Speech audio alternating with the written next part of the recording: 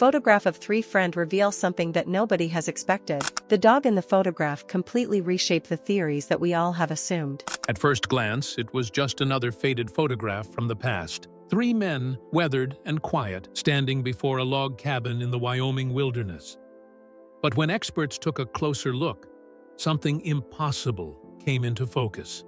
A detail so precise, so out of place, it reopened a homicide case that had gone cold for over 100 years. What followed wasn't just a mystery solved, it was a story rewritten. A family torn apart, a marshal gunned down, and a photo that held all the answers. What exactly did they see when they zoomed in? A photograph from nowhere. In a climate-controlled auction house tucked between the foothills of the Rocky Mountains, a storm of curiosity was quietly building. The legends of the West Estate sale was supposed to be routine. Most of the items that passed through the Denver facility were fascinating relics, but rarely unexpected. So when a plain wooden crate labeled Lot 47 arrived from a Wyoming rancher's estate, no one gave it much thought. Inside were the usual contents: a leather saddle cracked by decades of sun, brittle ledgers filled with cattle counts, and a single sepia-toned photograph stored inside a leather folio. That photograph would soon ignite a mystery that had been dormant for 125 years. Dr. John Thorne, a soft-spoken appraiser with a scholar's patience and a detective's instincts, had been called in to assess the value of the estate's more historical items. With over a decade of experience authenticating frontier memorabilia, he had developed a sixth sense for spotting fakes and fabrications.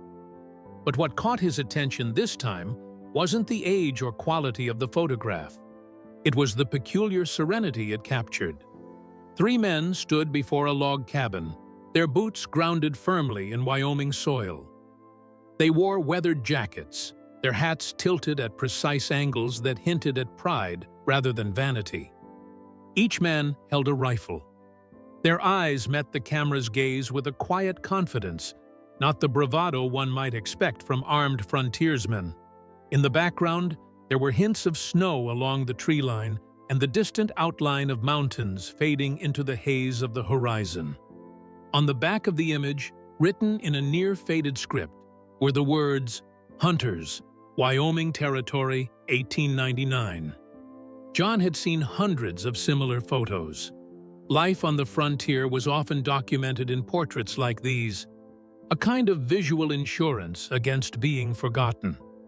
But this image unsettled him.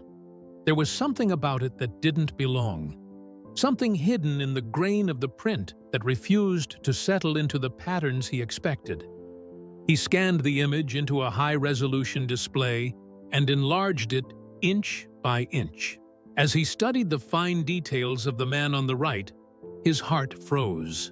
In the walnut stock of the man's Winchester rifle, just above the trigger guard, was a silver inlay in the shape of a serpent. But not just any serpent. This was a snake devouring its own tail, a perfect Ouroboros rendered with such craftsmanship that John immediately recognized its maker. He had only ever seen this design once before, in an entirely different context. It belonged to a rifle that was never supposed to resurface. A cold pressure filled John's chest as he reached for the worn manila folder that lived in the bottom drawer of his desk. It was labeled Everett Vance, United States Marshal, killed in the line of duty, 1899. Inside was a single black and white sketch of that exact rifle with the Ouroboros detail. Marshal Vance's death was one of the most chilling unsolved cases in the territory's law enforcement history. His rifle had disappeared after his homicide, presumed stolen or lost forever. Yet, here it was, not in a museum, not in a crime report, but in the hands of a man in a photograph taken just days after the marshal's death. The implications were immediate. Either the man in the picture was a killer, or he had recovered a weapon that had not been seen in over a century. John's breath slowed. The air in the room felt heavier. He knew this discovery was about more than appraisal. It was a thread that, if pulled, might unravel a mystery that had haunted Wyoming for generations. But what gnawed at him most wasn't the presence of the rifle. It was the absence of fear in the men's eyes. If they had executed a marshal and stolen his weapon, why pose for a photograph with it so plainly displayed? Why commit such an obvious signature to history? And why did their expressions look more weary than triumphant? John didn't have answers yet, but he had something far more valuable. He had questions, and buried somewhere in this photograph, he felt certain those questions were ready to be answered. The signature of a dead man. John Thorne knew enough about the Wild West to understand that nothing was ever as simple as it looked. When a lawman died, the investigation often died with him. The rules were loose, and justice came fast, if it came at all.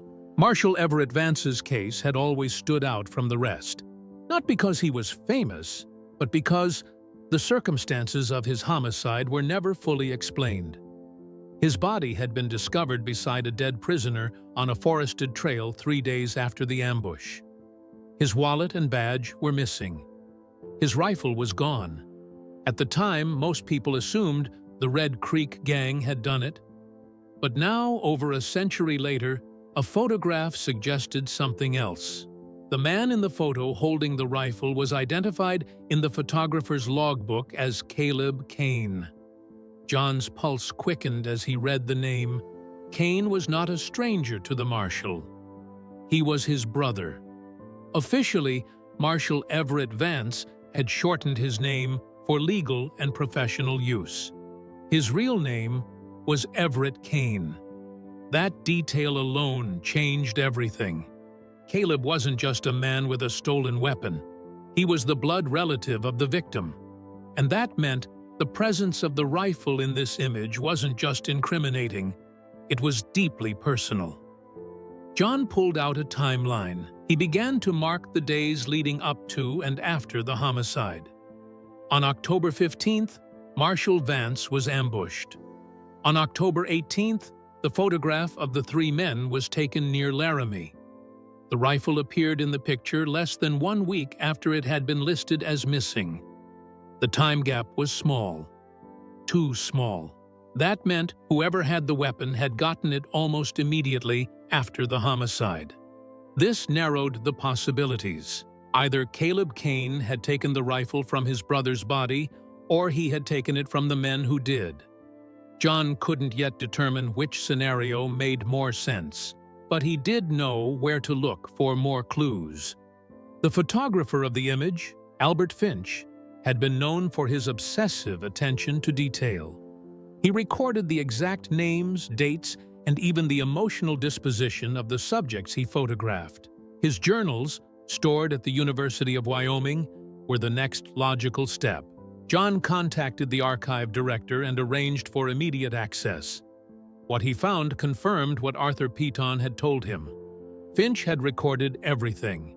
And on page 176 of the second volume, John found the entry he was searching for.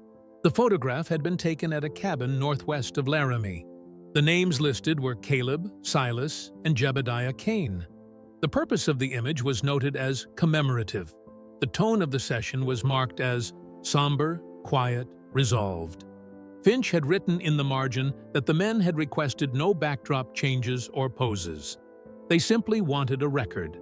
That term alone felt deliberate. They were not smiling. They were not celebrating. They were preserving something.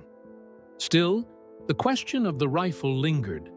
How did it get from Marshal Vance's homicide site to the hands of his brother so quickly? John decided to search local court records. That's when he found an alibi that should have ended the mystery entirely. On the day of the homicide, Caleb Kane and his 2 companions had been 300 miles away in Cheyenne. They had collected a bounty for capturing a cattle thief named Black Pete Morrison. The courthouse log showed their signatures, the bounty receipt, and witness statements from no fewer than 12 townspeople. That should have closed the case, except it didn't.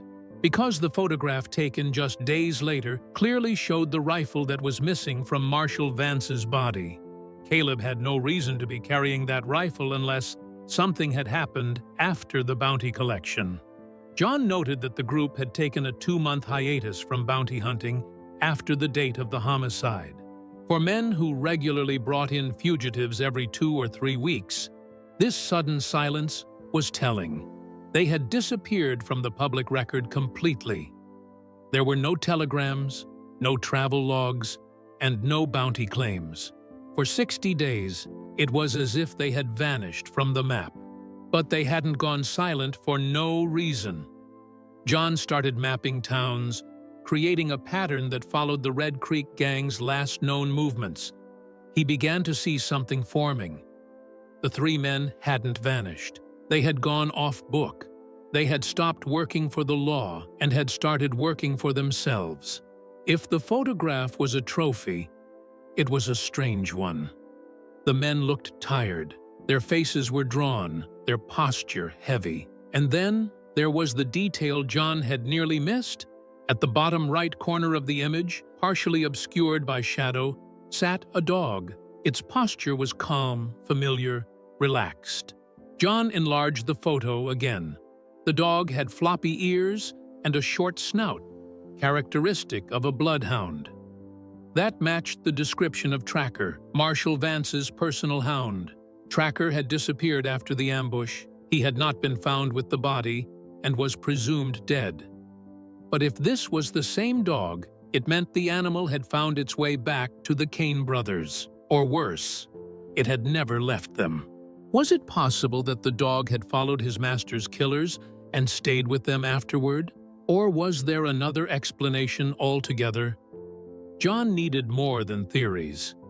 He needed to prove whether Tracker had recognized these men as family or enemies.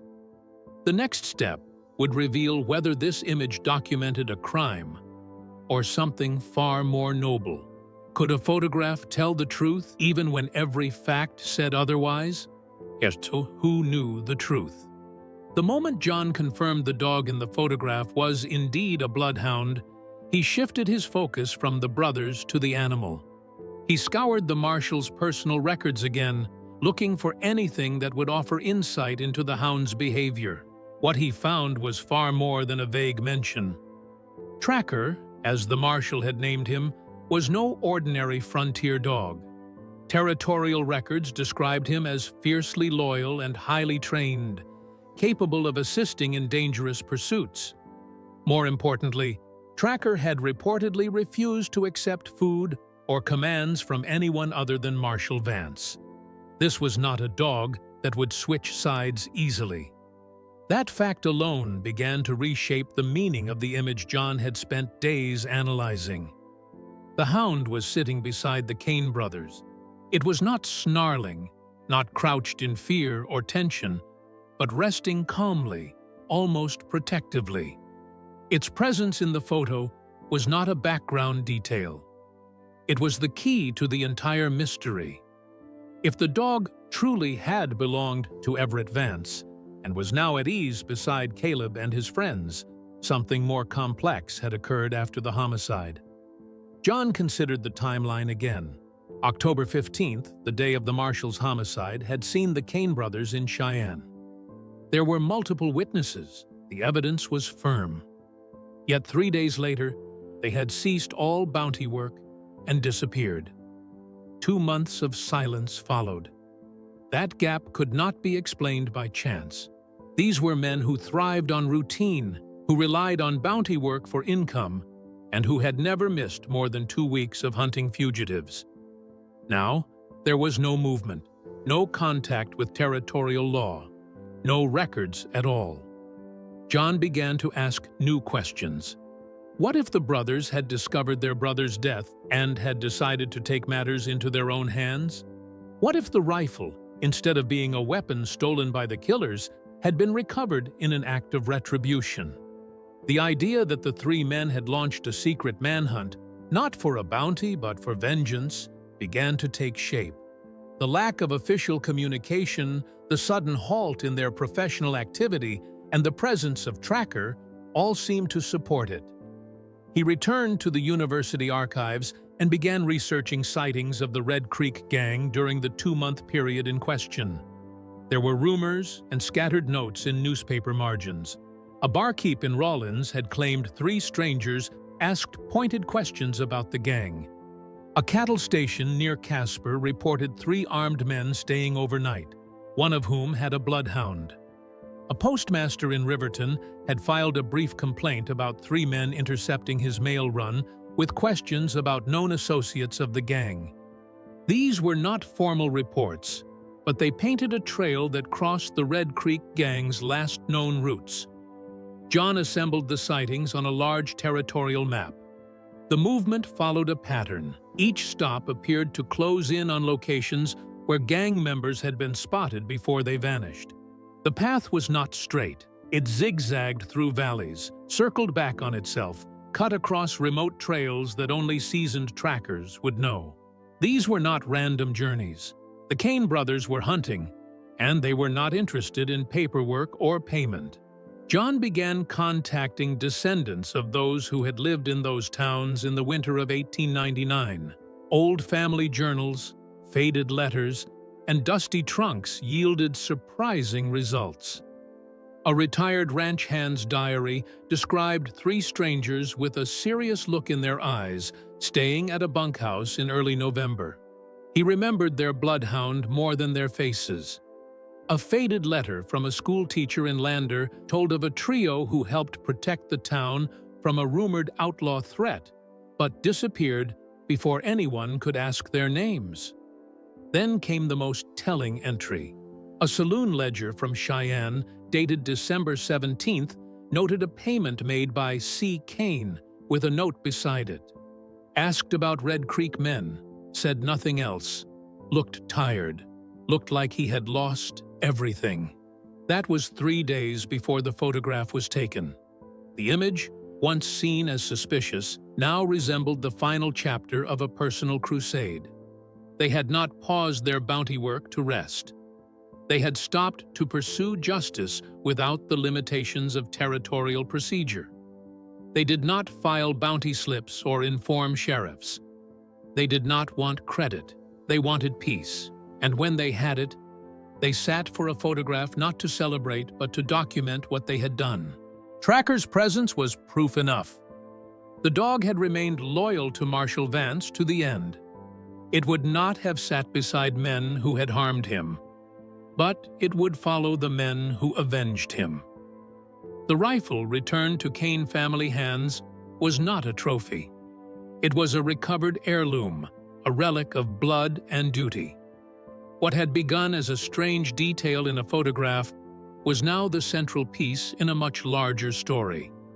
These 3 men had done what the law could not. They had brought justice not through courts or bounty slips, but through silence, grit, and loyalty. And they had left only one clue behind: a photograph where everything, from the dog's calm eyes to the weight in their shoulders, told the truth no record ever could. What kind of legacy does a family leave when the law is not enough? The vanishing trail and the silence that followed. As the winter of 1899 tightened its grip on the Wyoming frontier, the story of Everett Vance's homicide slipped further into silence.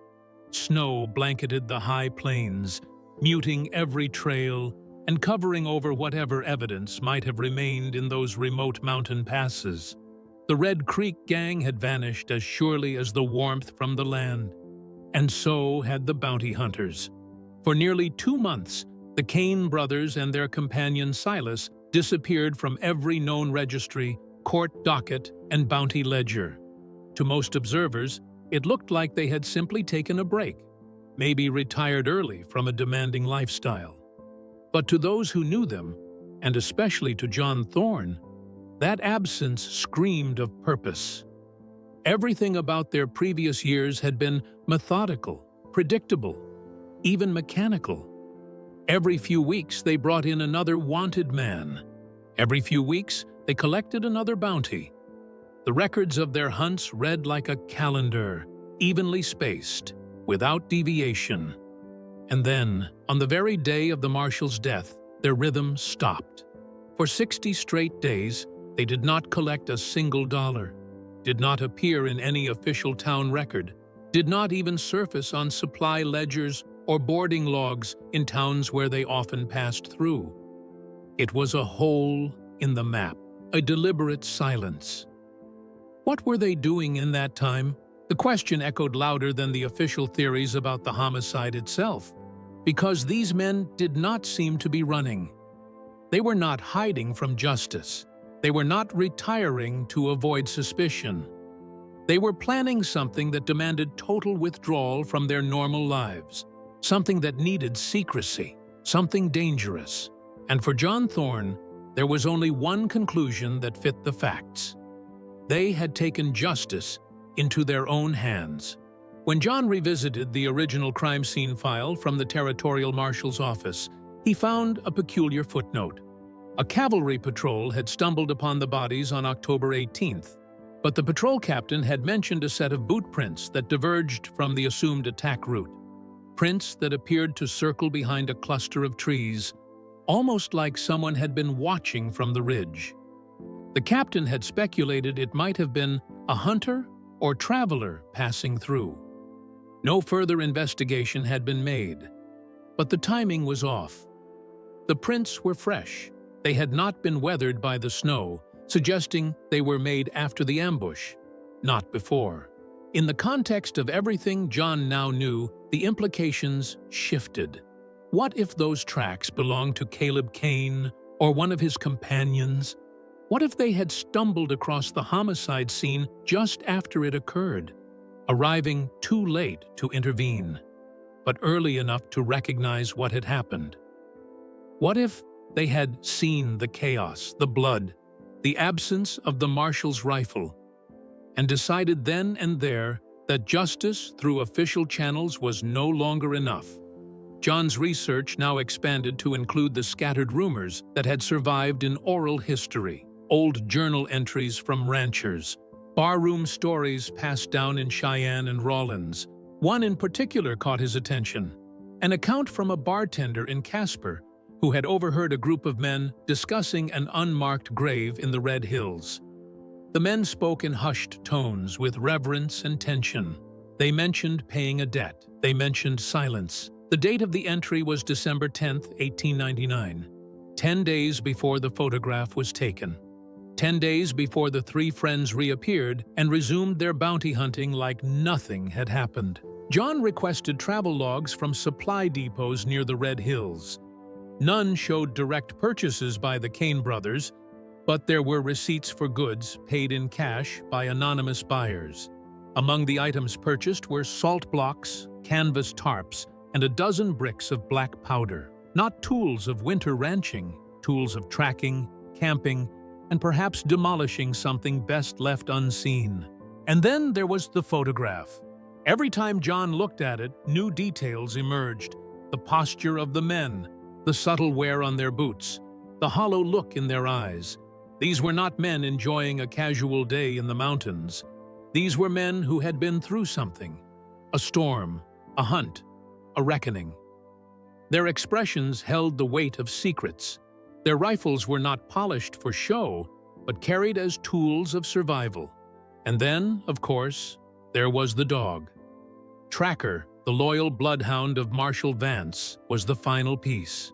This animal had been trained to trust only one man, to follow no one, to work for no command but Everett's. And here he was, nestled beside Caleb Kane, calm, confident. Unless the dog had witnessed something that gave him peace, unless he had watched these men avenge the death of the only person he had ever trusted. Every trail John followed seemed to curve back toward one conclusion. The Red Creek Gang had been killed by men who left no official record of the act. The brothers and Silas had used the months of silence to do what the law could not. They found them, they ended them, and then they buried the truth beneath the Wyoming snow. But the truth has a way of surfacing, sometimes in the most unexpected places, sometimes in an old photograph, and sometimes in the eyes of a dog that knows justice when it sees it. The story was almost complete. But one final detail remained, one last revelation that would either confirm everything John suspected or unravel it all. Let's turn to the final chapter, where a lost journal, a missing badge, and a letter never sent will reveal what history tried to bury. The silent testimony of a dog. The photograph that once seemed like a quiet moment in frontier life had now become a battleground of implication and evidence. It was not only the men and the rifle that had caught the attention of historians and collectors, it was the presence of a dog, a detail so easily overlooked, so mundane in a hunting photo, that provided the most damning or redemptive clue of all. Tracker, the bloodhound known across Wyoming territory for his unmatched loyalty to U.S. Marshal Everett Vance, had vanished on the day of the ambush.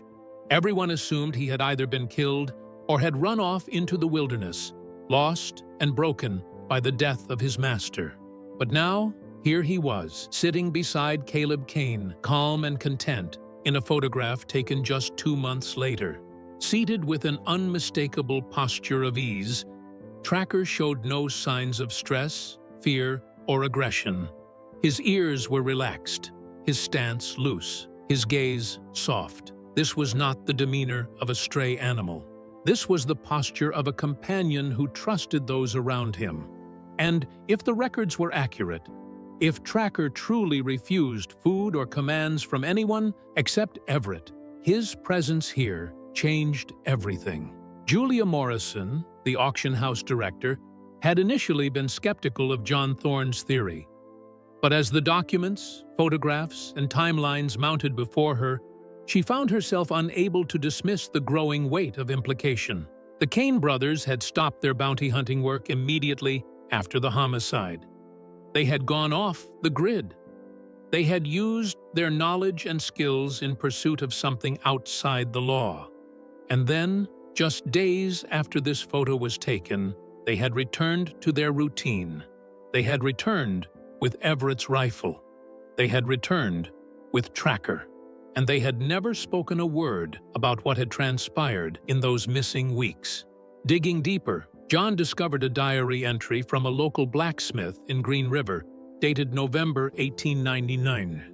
The man had described repairing a horseshoe for 3 silent men who paid in gold and traveled with a hound that seemed unusually well behaved. He had thought nothing of it until he later recognized one of them as a Kane brother. That diary entry, never meant for public eyes, now became another thread in a web of shadowy frontier justice. The Kane brothers and their companion had left no official record, but the people they passed remembered them. Not because they were feared, but because they carried a purpose that was quietly understood and respected. Another piece of evidence came from an old territorial census file. During the winter of 1899, several known members of the Red Creek Gang were found dead in isolated parts of the state. At the time, each death had been chalked up to infighting, exposure, or lingering bounties. But in light of John's new theory, a pattern emerged. Each gang member had been killed quickly, with expert marksmanship, and in locations consistent with the route a determined hunting party might follow. None of the deaths were officially connected to one another, but all took place during the exact time window when the Kane brothers had vanished from bounty work. John presented these findings to Julia and a panel of historians from the University of Wyoming. At first, some resisted the conclusion. After all, frontier justice stories were often romanticized and prone to exaggeration. But the sheer number of small, corroborating details left little doubt that something extraordinary had occurred. This wasn't a revenge fantasy. This was a historically plausible mission for justice, conducted outside the law by men whose loyalty to family had overridden any personal feud or financial incentive. Julia commissioned a final analysis of the photograph using the latest imaging technology. The enhanced scan revealed even more details. There was dust on their boots, dried blood on the rifle's sight, slight tears in the hem of Caleb's coat. Tracker's paw pads showed signs of healing from old cuts. These were not men returning from a casual hunting trip. These were survivors of something grim, something that had tested their limits and cost them more than they were willing to say aloud. When the auction house finally went public with the story, it did not focus on the photograph as a relic of homicide or crime. Instead, it was reframed as a story of redemption and loyalty. The rifle was no longer a homicide weapon, but a recovered heirloom. The dog was no longer a bystander, but the silent proof of a bond that went deeper than any feud. And the three friends were no longer suspects, but witnesses to a truth that had waited over a century to come to light. The auction was set for late spring. Collectors from across the world submitted early bids, but it was the Museum of Western Justice in Tombstone, Arizona, that secured the winning offer. They understood that this was not just about artifacts. It was about the story, about the legacy, about how even in the lawless sprawl of frontier America, family could become a compass more powerful than any badge. When the exhibit opened 6 months later, it featured the original photo, now encased in glass, alongside the restored Winchester rifle, a map of the Red Creek Gang's demise, and a full wall dedicated to Tracker. A motion sensor played faint howling in the background as visitors passed, a nod to the bloodhound whose quiet loyalty had become the key to unlocking a forgotten chapter of American history. Sometimes history hides its best stories in the smallest details. A name carved in a rifle, a missing dog sitting calmly in a photograph, the silence of three men who could have spoken but chose instead to act. What else might be buried in dusty boxes and forgotten photographs across attics and archives, just waiting for someone to look a little closer? If this story moved you, imagine what other truths are still out there.